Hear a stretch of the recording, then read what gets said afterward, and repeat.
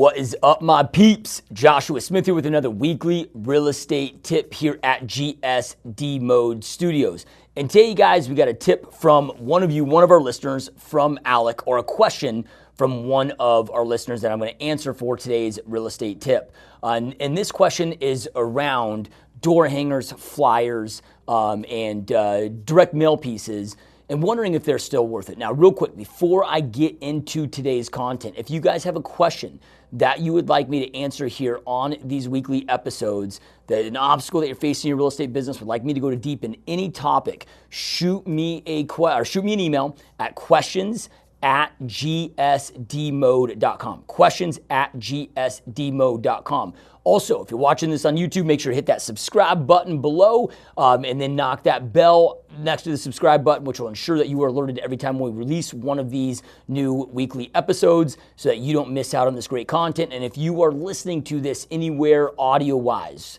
iTunes, Stitcher, Google Play, Spotify, wherever you're at listening to this, make sure to give us a 5-star rating review, guys. That's how we grow the show, continue growing the show, and it helps us get more exposure. So it's how you can support the show. And as always, I truly, truly appreciate all of your support. All right, so I'm just going to go ahead and read Alec's question here. And then I'm going to jump into this. So Alex says, hey, Joshua, my quick question is about flyers and door hangers. Would you say that they are still relevant? I saw a video where you said from every 10,000 you would receive 7 to 15 sales. What was on them, and at what price point were the homes? Right? Thank you. I love all your videos and coaching, Alex. So appreciate the kind words. Appreciate your support, my friend. And I want to break this down for you. So the first part of this is, are they still relevant? The answer to that is 100%, right? And in my opinion and my experience, they're more relevant today than ever before, because the reality is, you guys, is people are still opening their doors, right? So they're still going to get the door hangers. People aren't removing them less, right? People are still checking their mailbox, right? But inside the mailbox, there are less things in their mailbox, because more and more companies are going to paperless type of communication through email, so forth. Marketing companies are doing a lot more online advertising. So you're seeing social media and online advertising become more saturated, and the mailbox itself or mail that we're receiving on our doorknob is less. So are they still relevant? 100%.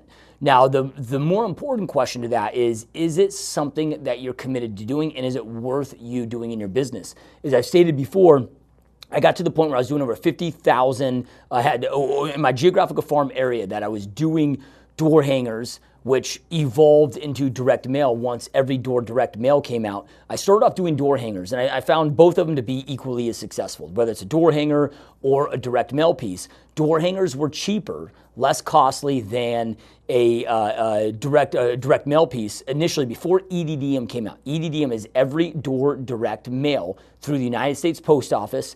Apologize if you're in Canada. I don't know if your post office system offers something similar, but with EDDM, it's made it extremely cheap, because you're not having to do a first class postage. It's about a third of the cost, or at least 50% of the cost or less. So you can get to the mailboxes for extremely cheap doing every door direct, because essentially the postcard, or the post person, the postman, postwoman for the post office, is just toss them into every mailbox on that specific carrier route, right? But with that being said, I was doing 50,000 pieces at one point. And I showed a video, you guys. One really important thing, I shared a video recently, just a week or two ago. Now, we're going to have a link below on this video. And in that video, I break down, if this is a path you're going to go down, you need to make sure to pick your right geographical farm in the right way. You need to make sure that the frequency is right. So how did I get those results, right? Most of it was based around the frequency and the areas that I picked out. So that's an in-depth, hardcore, like 20-minute in-depth video, nothing being sold on it, just like none of these. That's going to be below a link for that. So if this is a path that you're going to go down, I highly recommend that, because I don't want to spend another 20 minutes answering your question, breaking down that, when you already have that resource available to you. But before you do that, right? You gotta ask yourself, is this a path I want to go down, right? And that just comes down to what are your long-term goals when it comes to direct mail, when it comes to door hangers. Look, the ROI can be exceptional on door hangers and direct mail. The ROI I received was exceptional. The top agents that I know that are still doing a lot of direct mail and so forth, the ROI is still exceptional today, or even more exceptional today than it was in the past, right? There's multiple reasons, and I shared in the last video that I was just referencing of why I stopped, right? But why don't I pick it back up today and start doing it today, right? So based on my model and my vision for my real estate team, I'm looking for faster ways to scale, right? So when I'm doing a direct mail geographical farm, like you said, hey, I watched a video where you're saying per 10,000 that you sent out, you might receive 7 to 15 sales. And that's a big variance, right? 7 to 15, there's a big difference between 7 and 15. Right? It's like somebody like, oh, I make 6 figures. Well, are you making 100 grand or are you making 999,000? There's a big fucking difference between that gap, right? Well, that boiled down to very specific neighborhoods that I was doing consistently for a long time. In each neighborhood, I'd get a slightly different ROI on, right? But that was after 4 or 5 years of infusing this marketing and these pieces and this messaging in to get those kind of results. What I tell agents to expect, and what I expected, if I did all of this right, the return that I would expect is within 6 to 9 months.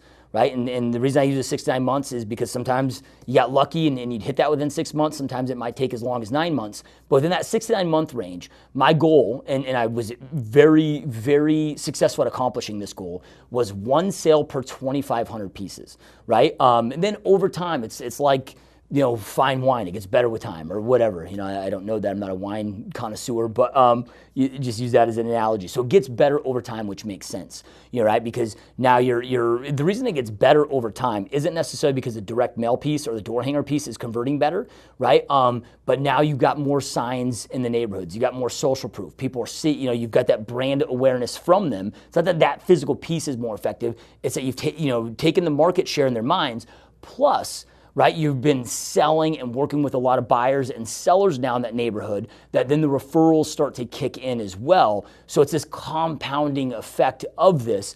For me to sit there and say, I got 1 closing per 10,000 direct mail pieces sent, that's really not a totally accurate statement.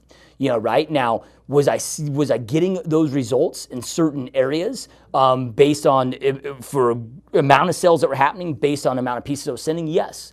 Right? But it was like we were still doing open houses, the repeat referral business in the area, the brand market share in the area, right? It was a combination of all of those things that helped grow that to those numbers. And it might take you, it took me about 4 solid years to start getting some of those really kind of crazy numbers with it.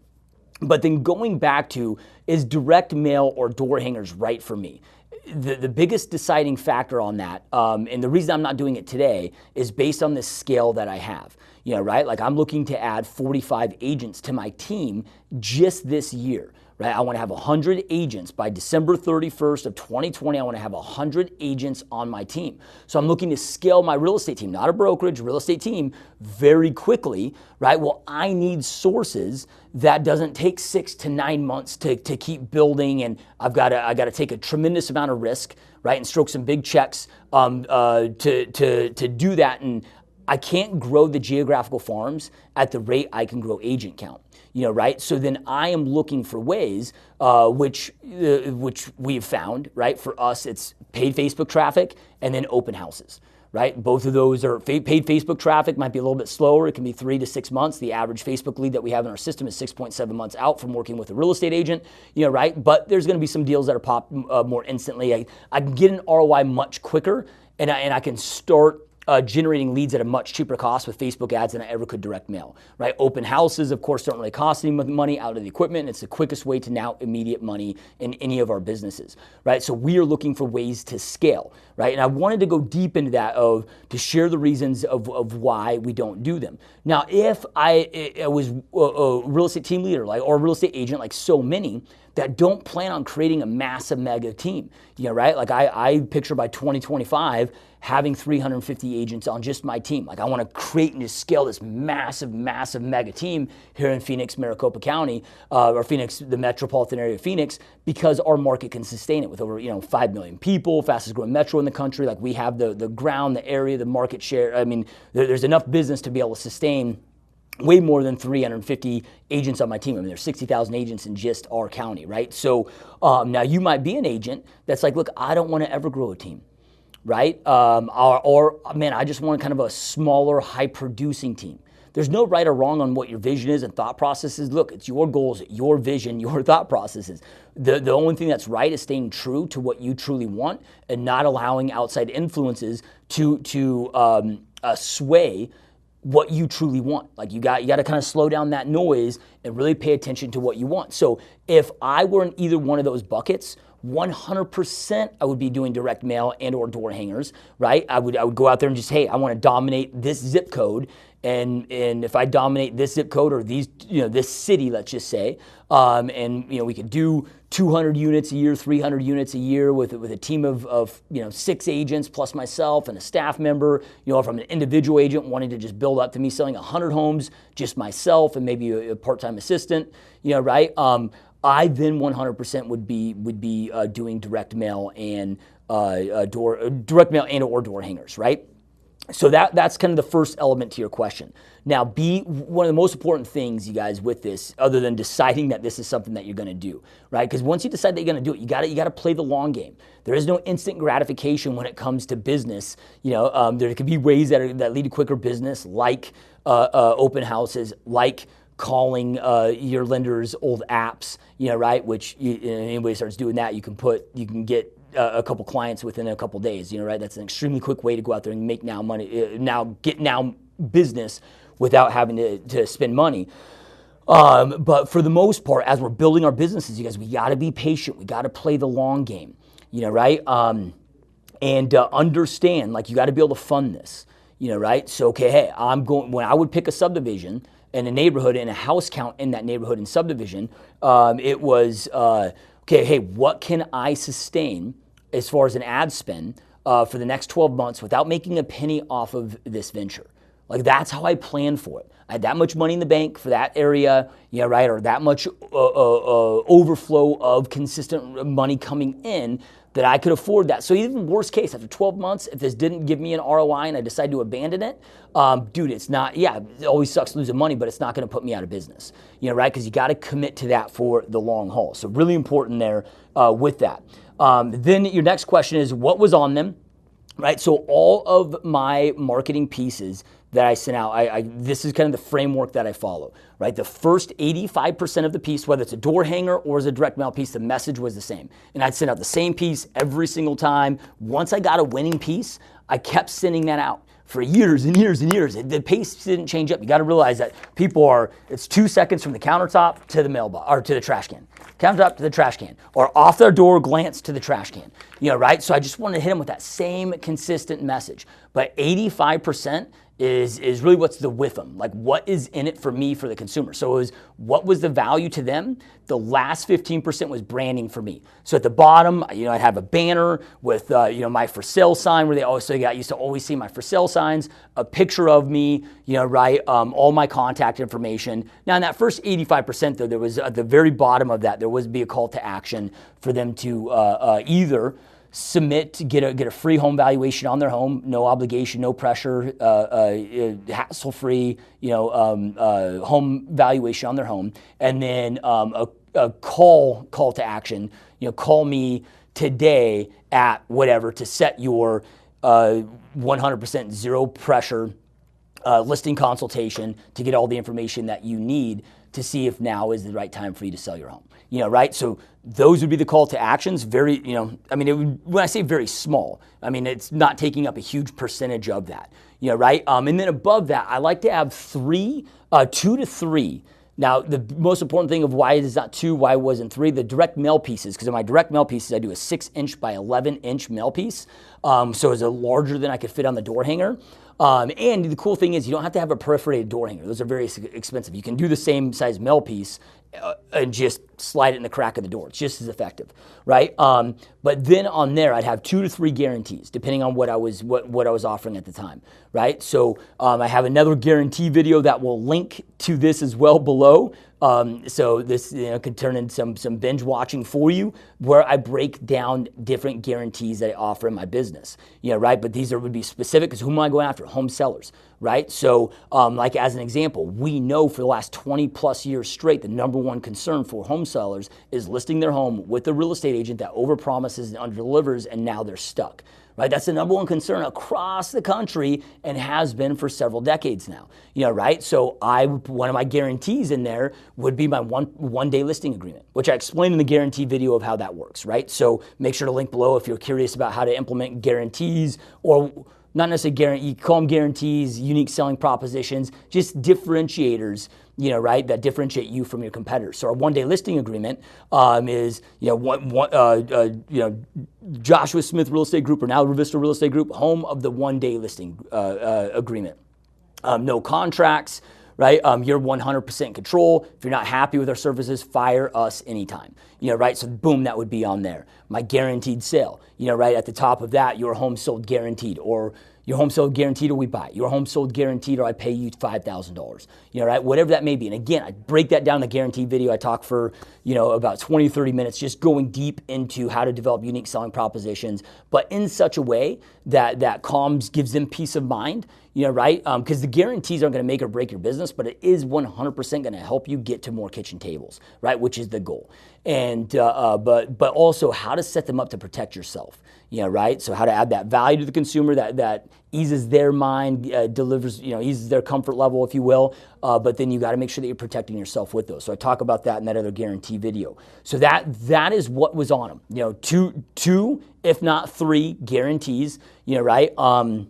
At the top, then the call to action, then my branding at the very bottom, right? But keep them clean, keep them looking very professional. Hire a designer, right? Go to Fiverr, go to Upwork, right? Go hire a designer, pay, I don't know, a few $100, get a badass looking piece, right? Pay to have, I do 14-point cardstock, full bleed, double side gloss, UV coating protection, right? I mean, I was paying like 7 or 8 cents to get each of these printed. So it doesn't cost a lot of money, but you got to understand, right? If you are going to be marketing their home, you've got to then show them that you can market yourself and your business at a very highly professional level. So all this stuff carries over. Don't just send out shit, right? Your last question here is, what is the price point of the homes that you were in? And this is a great question, right? Now, your price point really is going to be determined by who your ideal client is. So my ideal client, and when I'm looking at my ideal client, who do I work with the best? Who do I connect with the best? Who do I enjoy working with the best? Who seems to appreciate my services the best? Who seems to show the most amount of mutual respect to each other? Who sends me the most repeat referral business? And these are typically going to be your people, right? So if you're new to real estate, it's like, well, who are my people outside of real estate? Who are my people in my last career? Who are the people I jive with? Right? Like you can start to connect the dots then, right? So for me, it's always been 28 to 42-year-old married couples that have young kids still in the household, like they're still living at home, still in elementary, junior high, whatever, that live in the suburbs, that are buying $250,000 to $400,000 single property homes, and these are people that already own their first time home. Right? So they're move-up buyers. And why I love move-up buyers, not just that I connect with them really well, is right when they start getting my pieces of that target market piece, they're also then moving up to the next home. So a big percentage of those are selling and buying. So I have 1 marketing cost per acquisition, but 2 commissions out of it. My marketing doesn't increase, but my commissions double, right? So that's my ideal client, right? So then I focus on, okay, well, what are the neighborhoods that my ideal client lives, and where are the neighborhoods that they're going to? right? So when I'm doing direct mail, I'm doing it to the homes that they live in now currently. When I'm doing my open houses and my Facebook buyer ads, I'm doing those in the areas that they want to move to, right? So I'm positioning that so I make sure that I'm going to where my ideal clients are with that. So my price point, to answer your question, has been at $250 to $400,000 price point, and it's been that way my whole entire career. It's just, I don't know why, it's just who I jam with, who I jive with. Right? I know a lot of real estate agents talk about, I want to jump into luxury. I was just having this conversation recently with one of my friends. We just did a podcast on this. Andrew Bloom, check out his podcast. It'll be released before this video is released, so it'll be here on the YouTube channel or the gsdmode.com website. But Andrew Bloom's one of the top luxury agents in my marketplace, right? And he's been in the business for 25 years. Now, he started off 25 years ago selling $60,000 homes. That was his comfort level, right? And he's like, look, like you've got to, but he knew he wanted to raise until he was listing these mega luxury properties. But it took him 10 to 15 years, right, to be able to get there. I can't remember if it was 10 or 15, that's why I'm giving that range. He specifically says in the podcast about how he did it, right? But it's you got to start looking at, and his approach to this was, well, what neighborhoods do I live in? Who are the people I congregate with, right? And as he became more successful as a real estate agent, right, that allowed him to jump up into that next bracket of home and start congregating and hanging out with, people in a higher income bracket, right, that became his sphere of influence and that he could talk, he was one of them, and over the years, it just kept inching up to now he's out there selling these, mega multi-million-dollar beautiful homes, right, but he's a mega multi-million-dollar income earner himself, right, and Andrew can do a better job at articulating that than me, because I don't specialize in luxury, right? I mean, we might list and sell, half a dozen $1 million+ homes on an annual basis, but that's not our specialty. Our other 600 homes, or 594 homes, right, are the $250,000 to $400,000 price point. That's been our bread and butter. I love that price point. I love working with our clientele in that price point. Again, mass respect, mass mutual appreciation, all of that stuff. We just click, we connect really well. Plus, it's always in demand.